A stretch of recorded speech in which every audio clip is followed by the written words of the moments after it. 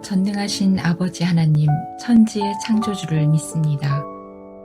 나는 그의 유일하신 아들 우리 주 예수 그리스도를 믿습니다. 그는 성령으로 잉태되어 동정녀 마리아에게서 나시고 본디오 빌라도에게 고난을 받아 십자가에 못 박혀 죽으시고 장사된 지 사흘 만에 죽은 자 가운데서 다시 살아나셨으며 하늘에 오르시어 전능하신 아버지 하나님 우편에 앉아 계시다가 거기로부터 살아있는 자와 죽은 자를 심판하러 오십니다. 나는 성령을 믿으며 거룩한 공교회와 성도의 교제와 죄를 용서받는 것과 몸의 부활과 영생을 믿습니다.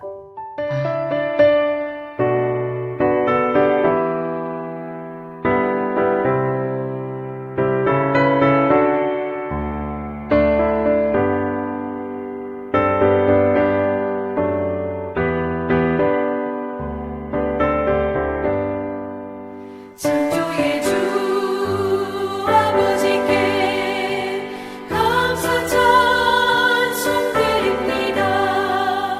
부름받은 자녀들이 주의 전에 함께 모여 찬송하고 기도하며 몸과 마음 모두어서 주께 예배드리오니 아버지여 받으소서.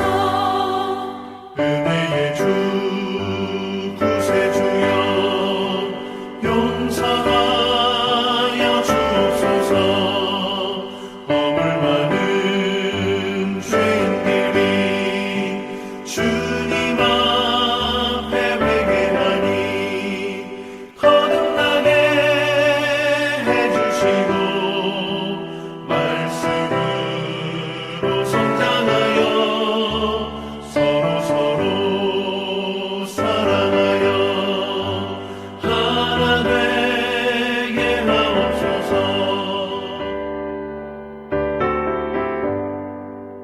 능력의 주 성령이여 새 마음을 주옵소서. 구원받은 성도들이 주의 성령 충만하여 분부하신 주의 복을 땅 끝까지 전파하여 하늘나라 세우도록 능력으로 이끄소서.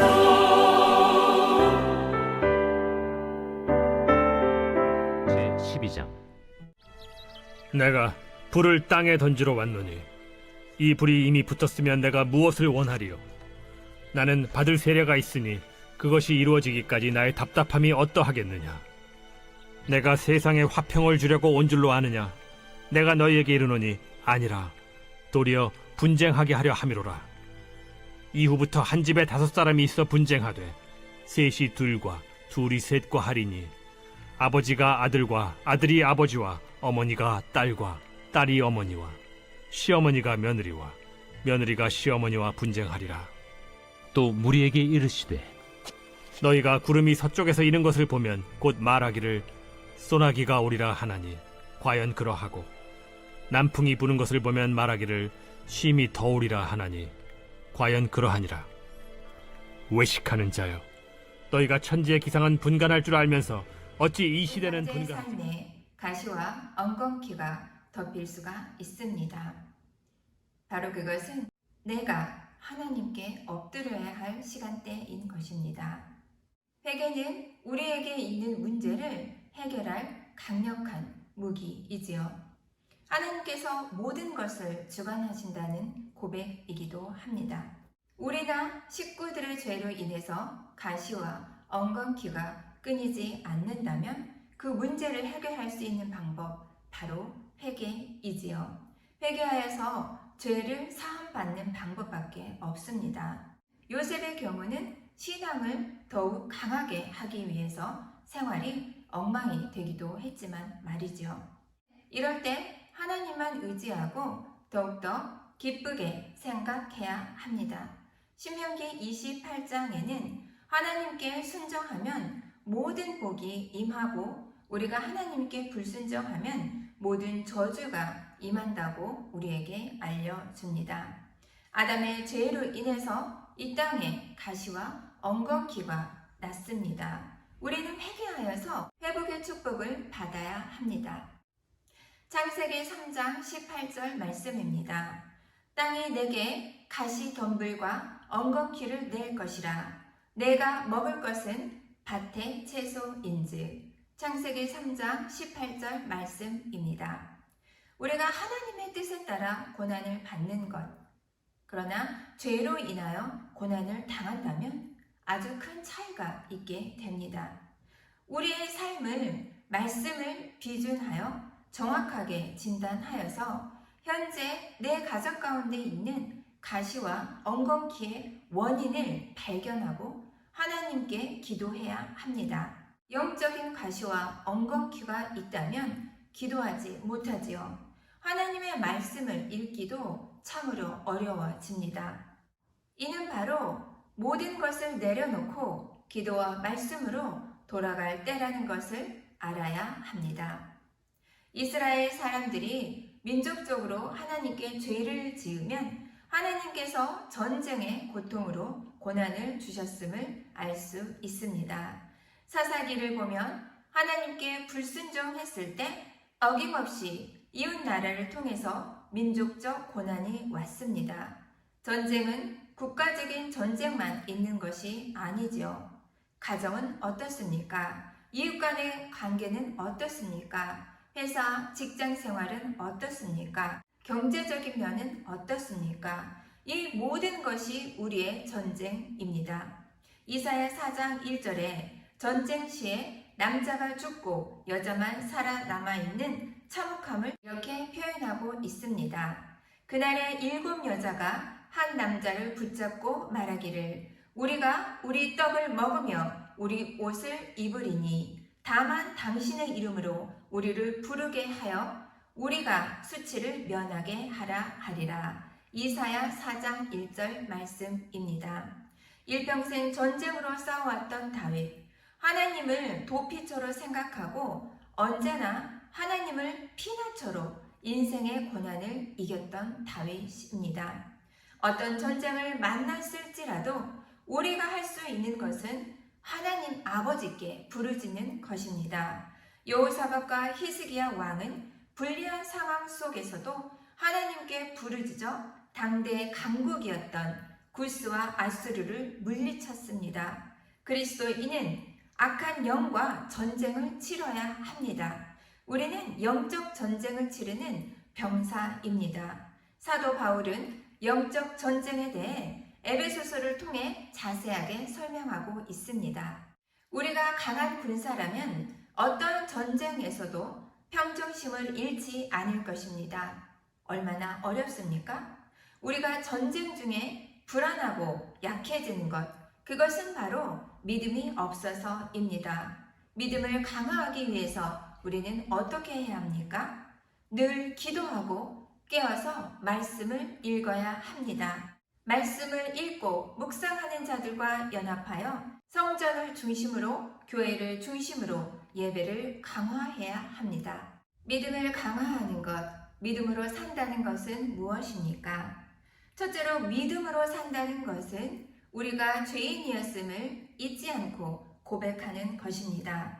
예수님으로 말미암아 죄 많은 죄인이 의인의 나라로 옮겨졌다는 기쁨을 회복해야 합니다. 죄사함을 받은 고백이 우리의 입술을 통해서 드러나야 합니다. 히브리서 12장 1절입니다. 이러므로 우리에게 구름같이 둘러싼 허다한 증인들이 있으니 모든 무거운 것과 얽매이기 쉬운 죄를 벗어버리라 라고 말합니다. 우리를 얽매이게 하는 죄로부터 벗어나는 것, 바로 그것이 신앙인의 모습입니다. 하나님은 우리를 너무나 사랑하셔서 애굽에서 종으로 살았던 우리를 이끌어내셔서 자유인으로 우리를 자유롭게 허락하셨습니다. 죄로 얽매여 있던 바로 그 자리로부터 지금 당장 벗어나는 것입니다. 자유를 누리는 것입니다. 우리는 죄의 자녀로 죄 속에 거하는 인간이었습니다. 그러나 예수님의 십자가의 보혈로 우리의 죄가 용서받았다는 것을 믿고 고백하는 것이지요. 이것이 신앙의 본질입니다. 교회는 봉사단체가 아닙니다. 신앙은 마음의 평안을 위한 것이 아니지요. 우리는 왜 그리스도인입니까? 내가 그리스도인이라는 것은 어떤 의미를 가집니까? 나는 십자가의 보혈을 믿고 있습니까? 그 은혜가 클수록 우리의 각오도 커질 것입니다. 이 신앙의 본질 앞에 바로 서는 것, 이 신앙의 본질 앞에 나아가는 것, 바로 이것이 믿음으로 사는 삶입니다. 두 번째로 믿음으로 사는 것은 예수님을 바라보는 것입니다. 히브리서 12장 2절입니다. 믿음의 주여 온전케 하신 이 예수를 바라보자. 믿음은 예수를 바라보는 것입니다. 예수를 바라보는 것, 예수님이 우리의 신앙의 모델이 되십니다. 우리는 예수님을 닮아가야 합니다. 신앙의 연조가 오래되면서 진정 우리의 신앙이 예수님을 닮아가고 있는지 되돌아보아야 할 때입니다. 예수님이 어떠한 삶을 사셨는지 깊이 묵상해야 하겠지요.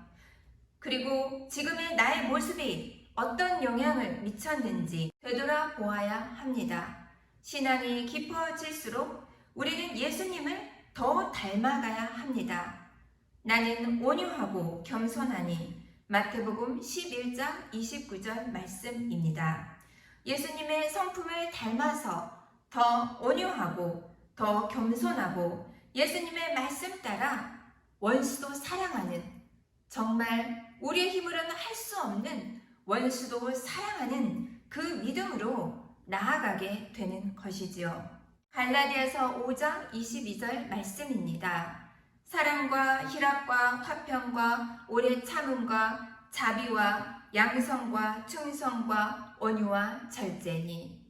갈라디아서 5장 22절 말씀 따라 성령의 열매를 맺는 것, 바로 믿음으로 사는 자의 모습입니다.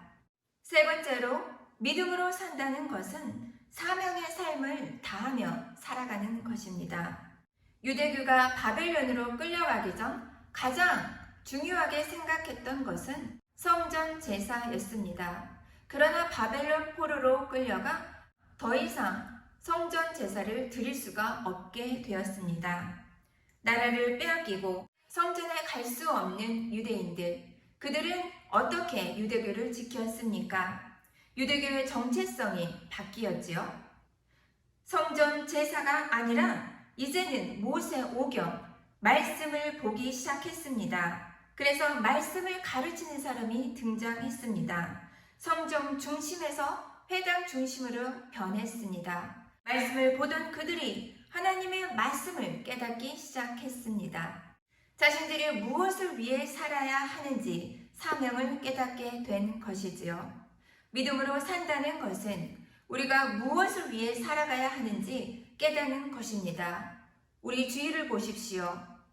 복을 말합니다. 행복을 추구합니다. 맞습니다. 그러나 이 세상에서 추구하는 최고의 가치, 행복만이 우리가 추구해야 될 것이 아니라는 말씀이지요. 물론 하나님은 우리가 행복하고 복을 누리기를 참으로 원하십니다. 그러나 가치보다, 그 행복보다 더 큰 가치가 있습니다. 바로 사명입니다. 바울의 인생은 행복하지 않았을지 모르지만 사명을 다했던 삶이었습니다. 초대교회 순교한 성도들 역시 행복한 삶이 아니라 사명을 다했던 삶의 모습을 보여줍니다. 믿음으로 산다는 것, 하나님이 우리 각자의 삶 속에서 우리에게 주신 소명이 있습니다. 그 소명을 다하는 삶을 살아가는 것, 바로 그것이 믿음으로 사는 삶입니다. 우리의 믿음, 삶의 지표로 믿음, 그리고 우리에게 허락하신 사명으로 믿음을 잊지 않고 이 믿음을 소중하게 여기며 사랑하는 하늘소망교회 성도 여러분 모두 되기를 간절히 소망합니다. 함께 기도합니다. 사랑과 은혜가 충만하신 하나님 아버지 감사합니다. 믿음으로 사는 것, 죄인임을 고백하고 예수 그리스도를 통하여서 죄사함을 받은 삶임을 고백하며 사는 삶입니다. 감사합니다. 우리의 가정 가운데, 회사 가운데, 관계 가운데, 그리고 물질적인 문제로 인하여서 우리는 영적 전쟁을 치르고 있습니다. 주님 도와주시옵소서. 혼탁하고 어렵고 복잡한 세상 속에서 나의 주, 나의 하나님, 주를 바라보며 믿음의 고백을 하며 살아가는 하늘소망교회 되게 하여 주시옵소서. 이 세상의 가치는 행복의 모든 목표가 있습니다. 그러나 우리 믿는 자에게 행복보다 더 큰 가치, 사명을 허락하여 주셨습니다. 각자에게 허락하신 사명을 다하며 말씀을 깨닫고 말씀을 감사하며 믿음으로 살아가는 한소망교회 되게 하소서. 담임 목사님 묘간에 강건하게 해주시고 선포되는 말씀을 통하여서 믿음을 귀하게 여기는 살아가는 하늘소망교회 되게 하소서. 사랑이 많으신 예수님 이름으로 감사히 기도합니다. 아멘.